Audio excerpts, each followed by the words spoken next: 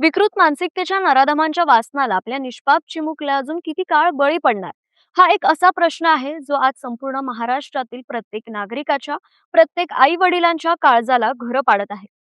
पुणे आणि पिंपरी चिंचवड हे शहर शिक्षणाचं माहेर घर म्हणून ओळखलं जातं.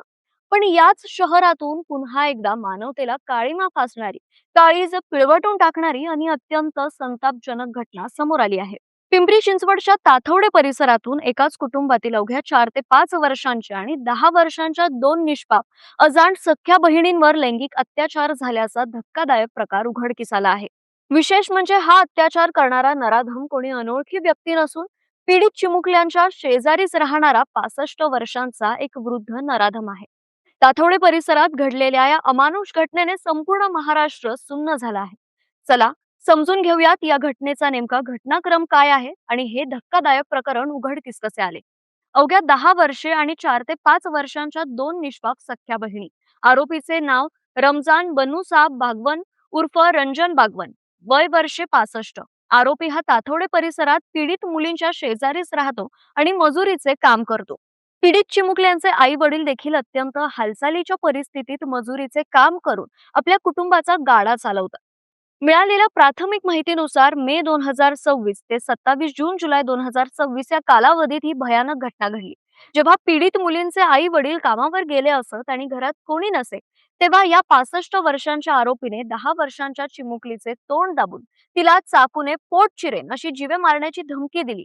भीती दाखवून त्याने तिला जबरदस्तीने स्वतःच्या घरात नेले आणि तिच्यावर वारंवार लैंगिक अत्याचार केले.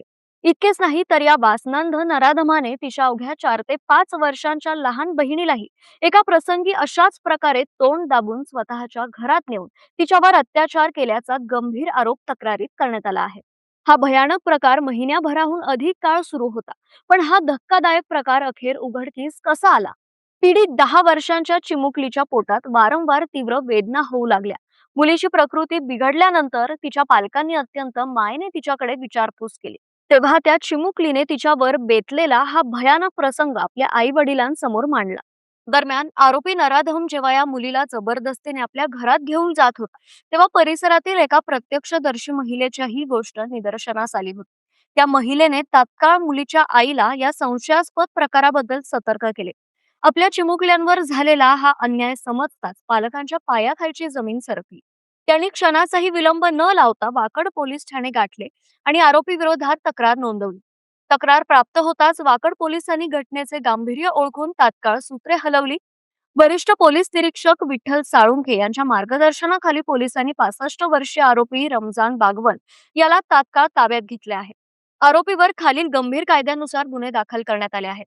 पहिलं, भारतीय न्याय संहिता कलम 64(2), 65(2), 74, 76 आणि 351(3) धमकावणे, लैंगिक अत्याचार आणि बळजबरी. 2. पॉक्सो कायदा बालकांचे लैंगिक अपराधापासून संरक्षण करणाऱ्या अत्यंत कडक पॉक्सो कायद्याची कलमे.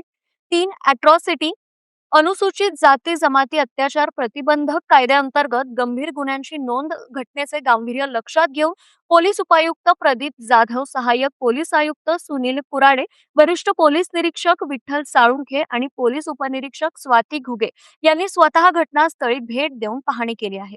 या घटनेची बातमी वाऱ्यासारखी पसरताच ताथवडे आणि वाकड परिसरात नागरिकांचा संतापाचा उद्रेक झाला. पीडित मुलींचे नातेवाईक आणि शेकडो नागरिकांनी वाकड पोलीस ठाण्याबाहेर गर्दी करत या नराधमाला तात्काळ आणि कठोर शिक्षेची मागणी केली. इथे सर्वात महत्वाचा आणि कळीचा प्रश्न उपस्थित होतो. अशा विकृत मानसिकतेला कायद्याचा धाक उरलाय की नाही? काही दिवसांपूर्वीच पुण्यातील भोर तालुक्यातील नसरापूर येथे अशीच एक हृदयद्रावक घटना घडली होती. नसरापूरमध्ये एका 3.5 वर्षांच्या निष्पाप चिमुकलीवर अत्याचार करून तिची निर्घृण हत्या करण्यात आली होती. या प्रकरणात 65 वर्षांच्या भीमराव कांबळे या नराधमाला पुणे विशेष न्यायालयाने अवघ्या 55 दिवसाच्या विक्रमी वेळेत फाशीची ऐतिहासिक शिक्षा सुनावली होती. नसरापूर प्रकरणात न्याय व्यवस्थेने आणि पोलिसांनी दाखवलेली तत्परता कौतुकास्पद होती. अवघ्या 55 दिवसात फाशीची शिक्षा सुनावून समाजात एक कठोर संदेश देण्याचा प्रयत्न केला गेला होता. परंतु प्रश्न हाच उरतो, नसरापूरची घटना घडल्यानंतर आणि नराधमाला फाशीची शिक्षा होऊनही समाजात वावरणाऱ्या या 65 वर्षांच्या वृद्धांच्या विकृत मानसिकतेला आळा का बसत नाहीये? शिक्षेची बातमी वृत्तपत्रात आणि टीव्हीवर पाहूनही अशा विकृत वासनांधांचे हात का कापत नाहीये? काय करण्याची गरज आहे? आज आपल्या देशात आणि राज्यात महिला व बालकांच्या सुरक्षेसाठी पॉक्सो सारखे कठोर कायदे आहेत. तरीही स्वतःच्या घराशेजारी राहणारी लहान मुले जर सुरक्षित नसतील, तर पालकांनी आपल्या मुलांचा विश्वास कोणावर ठेवावा? मजुरी करून प्रामाणिकपणे पोट भरणाऱ्या गरीब आई वडिलांच्या अजाण लहान मुलांवर जेव्हा असे अत्याचार होतात, तेव्हा संपूर्ण समाज व्यवस्था आणि नैतिकता वेशीवर टांगली जाते. जनतेची मागणी काय आहे? तर ताथवडे येथील या दोन लहान बहिणींच्या प्रकरणातही नसरापूर प्रकरणाप्रमाणेच फास्ट ट्रॅक कोर्टात खटला चालवला जावा. कोणत्याही परिस्थितीमध्ये आरोपीला जामीन मिळता कामा नये आणि नसरापूर प्रमाणेच याही प्रकरणात नराधम आरोपीला लवकरात लवकर फाशीची शिक्षा झाली पाहिजे. अशा विकृत मानसिकतेच्या कीटकांना समाजात फिरण्याचा किंवा जगण्याचा कोणताही अधिकार नाही.